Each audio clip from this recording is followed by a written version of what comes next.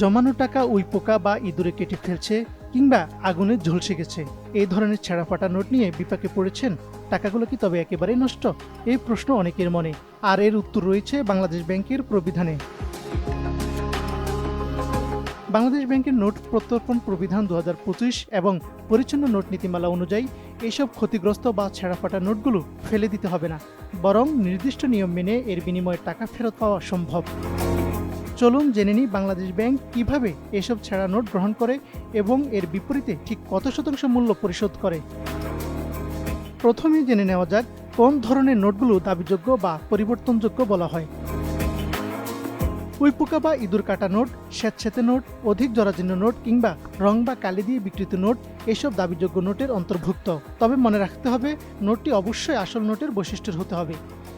ইচ্ছাকৃতভাবে কাটা, ছেঁড়া বা ছিদ্র করা নোটের দাবি কিন্তু বাংলাদেশ ব্যাংক সরাসরি প্রত্যাখ্যান করবে। গুরুত্বপূর্ণ প্রশ্ন হলো, নোটের কত অংশ অক্ষত থাকলে আপনি কত টাকা ফেরত পাবেন। এক নজরে নিয়মগুলো দেখে নেওয়া যাক। একক নোটের অবিচ্ছিন্ন বা একক খণ্ডের 90% বেশি অংশ টিকে থাকলে আপনি পাবেন পুরো 100 ভাগ মূল্য। যদি টিকে থাকা অংশ 75 থেকে 90% মধ্যে হয় তবে আপনি পাবেন 75% মূল্য। যদি টিকে থাকা অংশ 51 থেকে 75% হয় তবে পরিশোধ করা হবে 50% মূল্য। একাধিক খণ্ডে খণ্ডিত নোটের দুই পাশের নম্বর যদি অক্ষত থাকে এবং নম্বর সহ খণ্ডগুলোর একত্রিত আয়তন ন্যূনতম 60% হয় তবে আপনি পাবেন 50% মূল্য।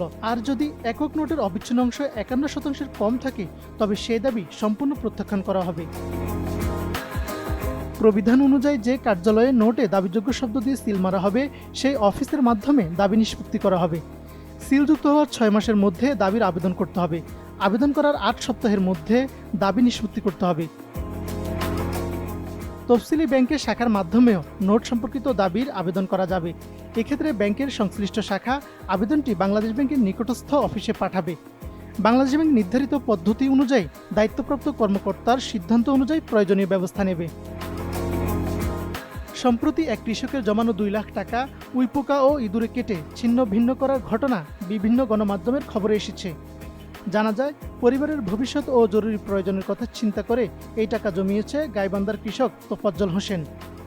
টাকাগুলো রেখেছিলেন কাঠের আলমারিতে। গত 7 আগস্ট বিকেলে আলমারি খুলে তিনি দেখেন তার কষ্টার্জিত জমানো সব টাকা উইপোকা ও ইঁদুরে কেটে ফেলছে। এ ধরনের পরিস্থিতি এড়াতে বাড়িতে এভাবে টাকা জমিয়ে না রেখে নিরাপদে ব্যাংকে রাখার পরামর্শ বিশেষজ্ঞদের। যদিও কোনো কারণে নোট ক্ষতিগ্রস্ত হলে নিয়ম মেনে তা পরিবর্তন করা সম্ভব।